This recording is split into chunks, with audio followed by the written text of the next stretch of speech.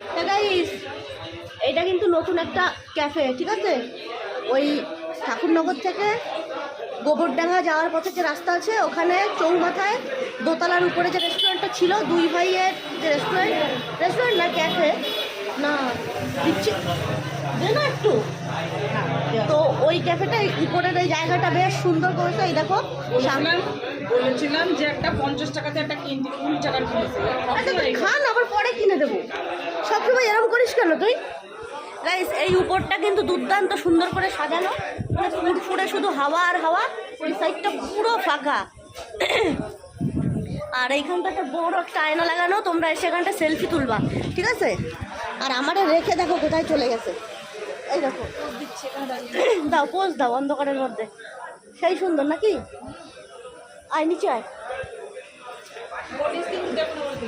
ঠিক আছে, দেওয়া লাগবে না। গাইস, 50 টাকার কিনতে বলছিল, আমি 20 টাকার কিনছি বলে আমার আর দেবে না, ঠিক আছে? দে না, 1 ফোঁটা দে। এই জামাই বস, দে না 1 ফোঁটা দে। আমার জামাটা নষ্ট হয়ে গেছে, তো দে একটু,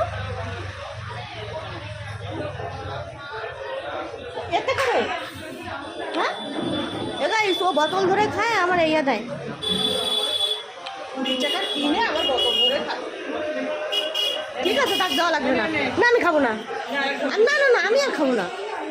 বাই গাইস, এর সঙ্গে আর বেরোবো না।